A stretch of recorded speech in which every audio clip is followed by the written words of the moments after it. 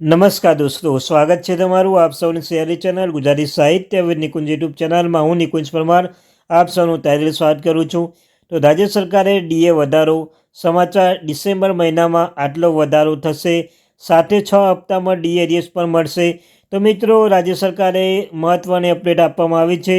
રાજ્ય સરકાર લીધો મહત્વપૂર્ણ અપડેટ સાથે મિત્રો મહત્ત્વની અપડેટ, મહત્ત્વની મેસેજ, મહત્ત્વની ન્યૂઝ પણ કહી શકાય મિત્રો.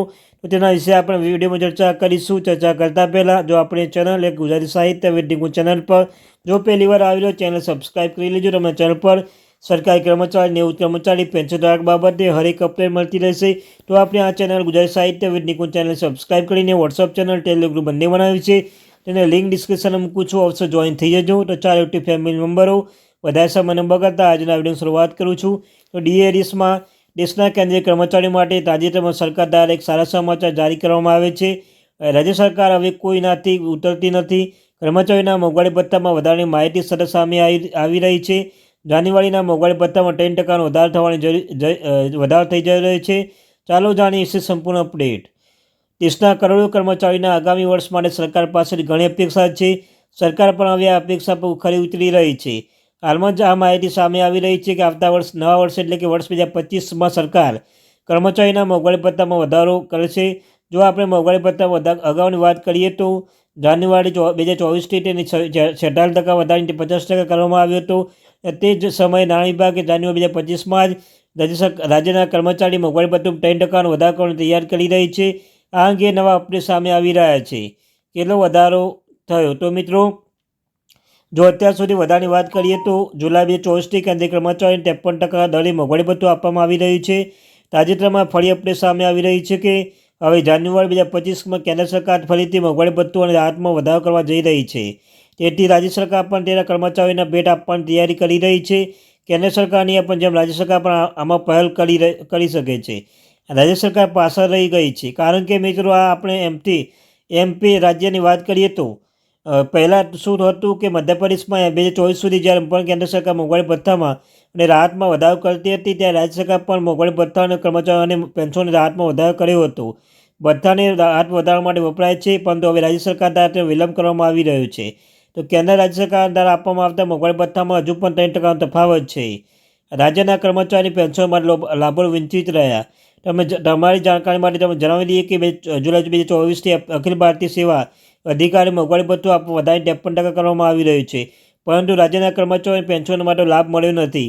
તેમ છતાં તેઓ સરકાર દ્વારા આપવામાં આવતા લાભો વંચિત છે. તેનું મુખ્ય કારણ રાજ્ય સરકાર દ્વારા કરવામાં આવતી વિલંબ છે.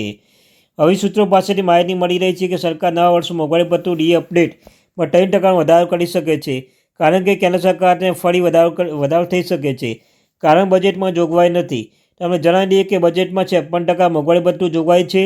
વિભાગોમાં સ્ટાફના ખર્ચ પણ તે મુજબ તૈયાર કરવામાં આવી રહ્યો છે, એટલે કે બજેટ જોગવાઈ કોઈ સમસ્યા નથી.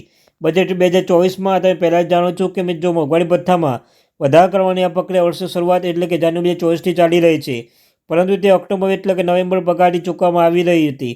જાન્યુઆરી સપ્ટેમ્બર સુધી મોંઘવારી ભથ્થામાં નફાની રકમ 4 સમાન હપ્તામાં ડીએડીએસ ચૂકવવાની રહેશે.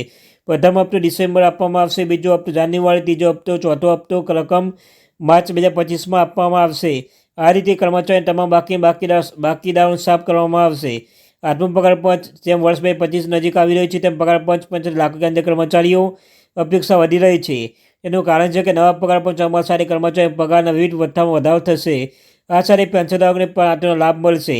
આઠમો પગાર પંચ, અઠમો પગાર પંચમાં લઈને એક મોટો અપડેટ આવી રહ્યો છે કે ચાલો જાણીએ આઠમો પગાર પંચ લાગુ થવા જઈ રહ્યો છે. કર્મચારીના પગારમાં કેટલો વધશે? આવતા વર્ષે ડિસેમ્બરમાં 7મા પગાર પંચ અમલ 10 વર્ષ પૂરા થશે. આ સ્થિતિમાં આઠમો પગાર પંચ લગતી ચર્ચાઓ તે સ્વાભાવિક છે. નવો પગાર પંચ થવા સાથે કર્મચારીના મૂળ પગાર વધારા સાથે તે મળતા અન્ય ભથ્થા પર વધારો થવાની શક્યતાઓ છે. પેન્શન પર મોંઘવારી રાહતમાં આઠમો પગાર પંચ ડીએમાં વધારો. રાહ જોઈ રહ્યા છે સમાચાર જાણો. આઠમા પગાર પંચ લાગુ થયા બાદ કર્મચારીઓના પેન્શનધારકોના પગાર અને પેન્શન અને અન્ય ભથ્થામાં કેટલો ફાયદો થશે? કર્મચારીના પગારમાં બમ્પર વધારો થશે. કેન્દ્રીય કર્મચારી હવે આઠમા પગાર પંચની આતુરતાથી રાહ જોઈ રહી છે. આઠમા પગાર પંચ લાગુ થયા બાદ કેન્દ્રીય કર્મચારીઓને ઘણા લાભો મળશે.